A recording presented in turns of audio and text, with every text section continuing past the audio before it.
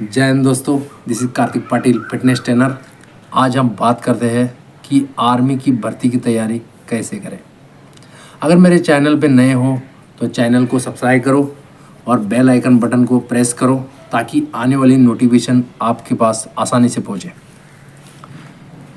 Number 1 point, आज हम बात करते हैं कि आर्मी की तैयारी कैसे करें, प्रैक्टिस। नंबर 1 पॉइंट, आपका फिजिकल मेंटेन रखना है। मतलब आपको लगातार कंसिस्टेंसी फिजिकल करना है। 1600 मीटर रन की तैयारी कम से कम आपको 5.30 यानी 5.5 मिनट में आपको ये अंतर तय करना है। इसको करने के लिए आपको अलग अलग वर्कआउट करने पड़ेंगे, एंडोरेंस वर्कआउट, स्ट्रेंथ वर्कआउट, और उसके साथ स्प्रिंट के रेपिटेशन लगाने होंगे, कभी कभी लॉन्ग रन करना होगा। ये चीज़ें ध्यान में रखना होगा। और आज हम बात करते हैं दूसरे पॉइंट के ऊपर कि आर्मी की तैयारी करते समय आपको कंसिस्टेंसी, लगातार मेहनत करना होगा, तब जाके नतीजा अच्छा निकलेगा। और आपका जो फिजिकल के साथ साथ आपका मेडिकल का भी ध्यान रखें। आपका चेस्ट, आपकी हाइट कितनी है। अगर चेस्ट कम है तो उसको एक्सरसाइज करके थोड़ा बहुत बूस्ट कर सकते हो। अगर हाइट कम है, अगर टीन एज है, अभी एज मान लो हुई नहीं उतनी, तो आप धीरे धीरे से प्रैक्टिस करके हाइट को भी इंक्रीज़ कर सकते हो। तो हाइट और वेट का भी ध्यान देना बहुत ज़रूरी है। जैसे कि वेट ऐसी चीज़ है, कोई अंडर वेट होता है, उसको क्या करना है, वेट सही अवस्था में लाना बहुत ज़रूरी है। और कोई ओवर वेट है तो उसको कम करना भी ज़रूरी है। तो कहने का तात्पर्य है कि आप फिजिकल के साथ साथ आपका मेडिकल बनाए रखना है। वेट, हाइट, चेस्ट, ये सारी चीज़ें आपको ध्यान देना है। और रही बात आज के टॉपिक की मेन चीज़ है कि आपको रिटर्न के ऊपर, जो एग्ज़ाम होते हैं उसके ऊपर भी ध्यान देना पड़ेगा।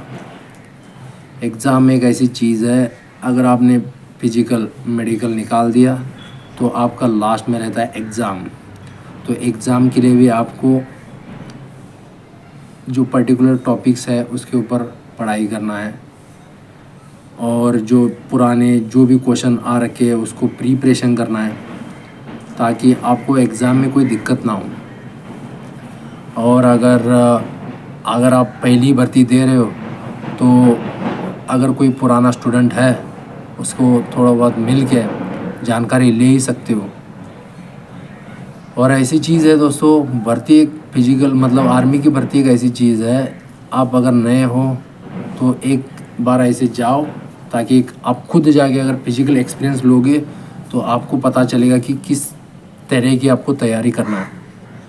आपका फिजिकल बढ़िया A1 क्वालिटी का करना है, और मेडिकल का भी खास करके ध्यान रखना है। और आपका जो रिटर्न एग्ज़ाम है उसके लिए भी आपको स्टडी करना है।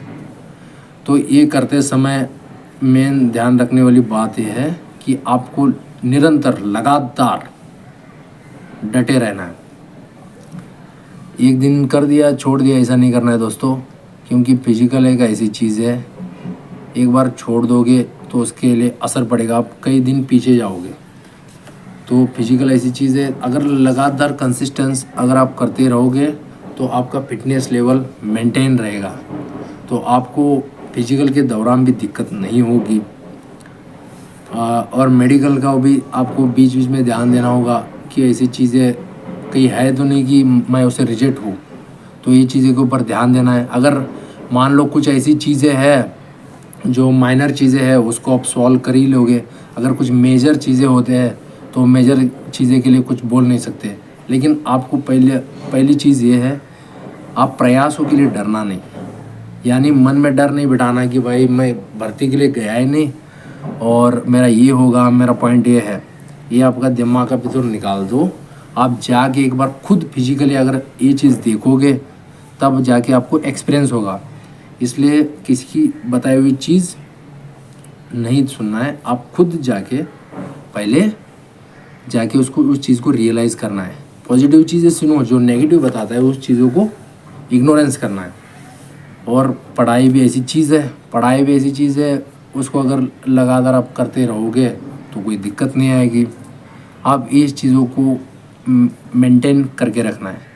तो मेन कहने का मकसद क्या है दोस्तों, आर्मी की भर्ती के तैयार करने के लिए कोई क्या करता है कि कोई ऐसे बंदे रहते हैं जो शुरू तो कर लेते हैं, लेकिन दिक्कत ये आती है कि वो कंसिस्टेंसी ग्राउंड में या आपका जो मेन मोटो है, आपका जो मेन एम है, उस तरफ जाने के लिए वो कंसिस्टेंट डटे नहीं रहते। अगर आपने ठान लिया तो दोस्तों कंसिस्टेंस मेहनत करना ही होगा, तब जाको आपकी क्या है सफलता एक दिन मिल जाएगी। तो दोस्तों कहने का तात्पर्य यह है कि आप अगर ग्राउंड में उतर गए या आर्मी की कोई भी भर्ती हो या पैरामिलिट्री हो, कोई भी एनीबडी, लेकिन सबसे मेन चीज़ है आपको ग्राउंड में डटे रहना होगा। इस चीज़ को ध्यान में रखते हुए दोस्तों प्रैक्टिस लगातार करो और अच्छी प्रैक्टिस करो। अगर इन चीज़ें करते दौरान अगर कोई दिक्कत आती है तो आप कमेंट सेक्शन में मुझे पूछ सकते हो। मुझे उम्मीद है मैं बताया हुआ आपको हर चीज़ समझ में आया होगा। अगर बाय चांस पता नहीं चला होगा तो आप कमेंट सेक्शन में जाके आप मुझे सवाल पूछ सकते हो, उसका जवाब आपको 100% मिलेगा। और दोस्तों अगर ये चीज़ें मैं बताई हुई, अगर इस चीज़ों को आपने इग्नोरेंस किया तो गलत होगा दोस्त। आपको करना क्या है, कंसिस्टेंसी डटे रहना है, समझ आया। इसलिए कोई भी चीज़ एक अभी आज एक एग्जांपल देता हूँ आपको। कबीर अपने फिलोसोफर कबीर का नाम सुना होगा, जो संत कबीर, उन्होंने एक चीज़ बोली थी कि धीरे धीरे रे मना सब कुछ होए, धीरे धीरे रे मना सब कुछ होए, माली सींचे सो घड़ा, ऋतु आए फल होए। समझ गए।